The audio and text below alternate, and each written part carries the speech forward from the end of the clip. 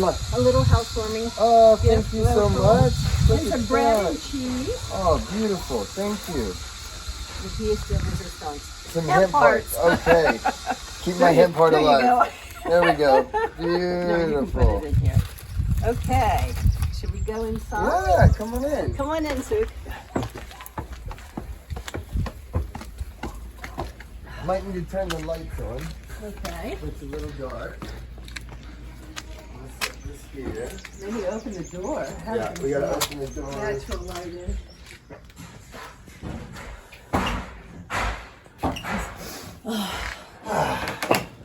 Can you smell the hemp? Yes. Oh, yeah. Doesn't it smell wonderful? Oh, my God. Look at all the working here. Where did you go?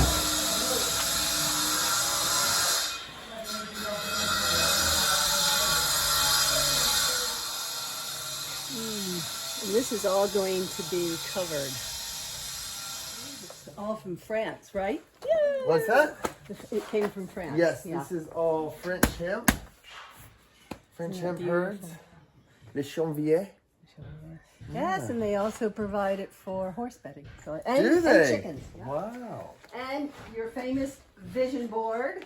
Yeah, Or well, your this dumping board. was our board for the workshop. But yeah, When was that? we did a workshop about a month ago. A month ago? Yeah, about a month ago. We had people from America, from Poland, all over Europe, all over Portugal. Everybody's very interested in hemp, and it seems there's just not enough workshops and studies and ways people can get involved right now. But it's growing more and more. More people are showing interest, so there needs to be, more experiences where people can literally get their hands in the hemp. Makes it powerful. Huh? Yeah. All right. How is it that, and this is key question, that you and Isabel focused here on Portugal versus the other countries, or versus America? Well, my wife's from Europe, and I've been based out of Europe for predominantly the last 10, 15 years. Okay.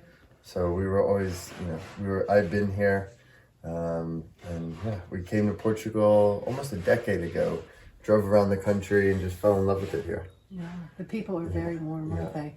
Yeah. And I was based in London, and, I'm from Florida, so I needed a little bit more sunshine than London had to offer. So Portugal looked very well. The other thing, we had lunch with you and Marco yesterday, which was great fun, is that your vision. We talked about your vision and how you put your team together, which is fascinating. Suki and I were talking about it. And that you had broken it up in different groups and not just have like an architect and relied on him. Right, yeah. And you were so encouraging with your words they say, we can't do this. Yes, we can. We'll figure it out. Yeah. Can you elaborate a little bit on that for us? Sure. So, I studied architecture for 3 years. And then went into engineering in university. Right. So I had always kind of worked on houses, designed houses, and played around with that. And it was always my dream to really kind of design and build a house. So I've been very much involved with the designing and planning and everything. And, I found working with one team was it was limiting in a sense where, I really wanted to get the best of all worlds, so a really amazing visionary, someone that's really good with the structural aspects. And obviously, like, a lot of people aren't familiar with working with hemp, with working with a lot of natural materials. So we had to kind of find a solution for a lot of the different aspects. So it was like bringing together a lot of pieces of the puzzle rather than just having, one unit. Well, that's what you said. You had one who was an architect and one who was like the designer for the grounds as well as interior. And then there were two other divisions I think you'd mentioned. So we have one local architect that's managing all the licensing, permitting, everything like that. Vital. Yeah. So that's all good to go. And then another local team that specializes in, you know, organic materials and stuff like that. So they've been helping as well source and find local good materials here in Portugal. Because I mean, it's totally different here building wise. I mean, you can see the walls are, you know, about 3 feet thick granite walls. Like, we don't really have that very commonly in America. Here, let's look it over here. Yeah, find one that's got the, I think all these have the wood still on it. That one you can kind of see here. You can see that, yeah. Yeah, you can see the kind of, oh my gosh, the thickness of the walls here. Look at this. So this is the original. So that's the original granite, yeah. And then we covered it with the hemp. So this is a solid hemp wall with structural. Which is how thick? This one, I believe, is 20 centimeters. It's 20 centimeters. So it's about like that. Okay. And it's in such an amazing insulation product, too. And because of the stone on the outside, it's going to be 100% breathable, you know? Right. So we did, I mean, you can kind of see, let's find out where you can see. Oh my gosh, up here, too. That is beautiful. Look at that.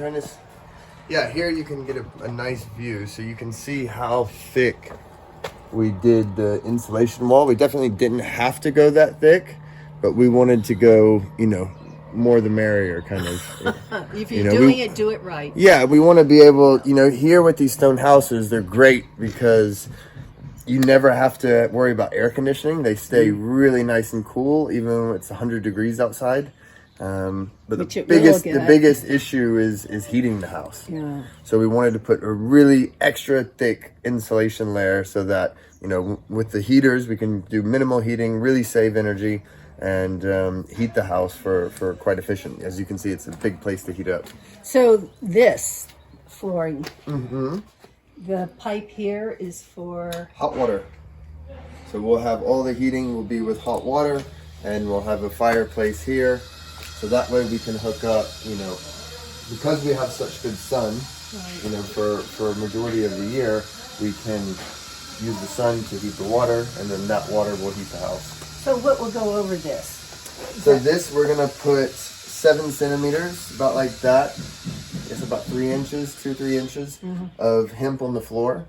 And then we'll put solid oak planks on top of that. Because this is an old farmhouse, I wanted it to have that, you know, really strong, solid wood floors. Yeah. And so rather than doing like the, you know, more modern kind of engineered, the thin wood floors, right.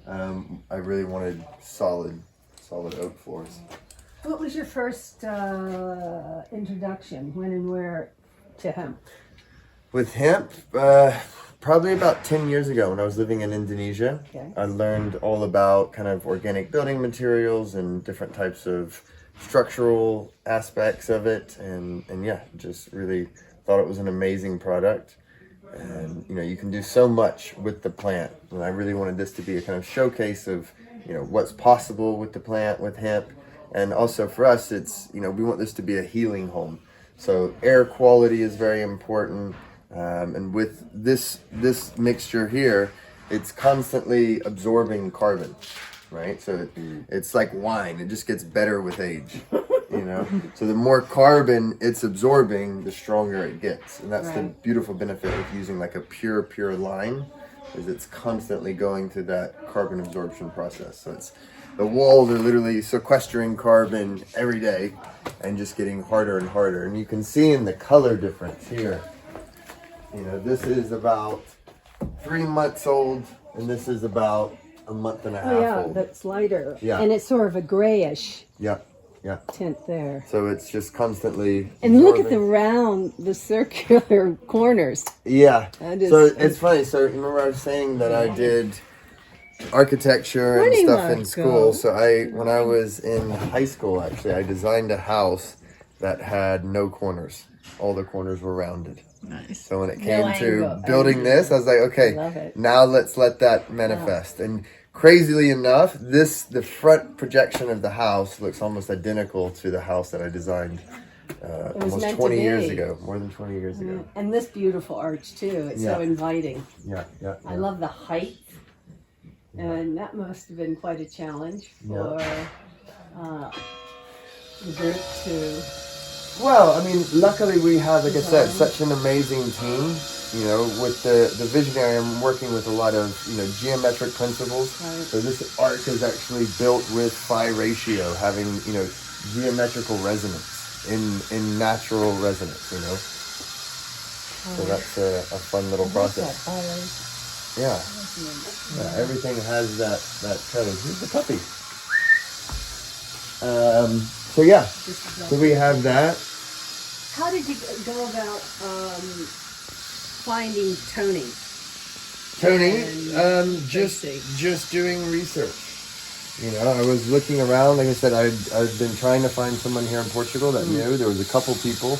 They were all booked for the next couple of years, so didn't really have the time or availability to join us. And Michael, our visionary architect, basically, he said, "Oh, I was just working with these guys. Maybe." So he worked with Toni before. Yep. Michael did. Yep. So he worked with them on another project, or had been in touch with them, and they were working together. And so he was like, "Oh, reach out to these guys." So I contacted Toni and spoke with him for a bit. And I was like, "Come on over, see what we got, see the project." And it worked out great timing for him because they don't really do much work in Switzerland in the winters. Everything's snowed in. So it's perfect timing. Yeah, perfect timing. So he came over for the winter and got us started. You know, He taught the classes. He got. Well, he was here with us for almost 7 months. Okay. So, you know, he was here involved, training our team. Marco here, we got a couple other guys. So, you know, our team feels very confident and comfortable that we can continue. Yeah. You know, while Tony's back in Switzerland, we can continue finishing. He has up. that can-do attitude. Yeah, I can see there's it. a will, there's a way. I tell that to my daughter when she's down. I said, "Listen, is that Marco?"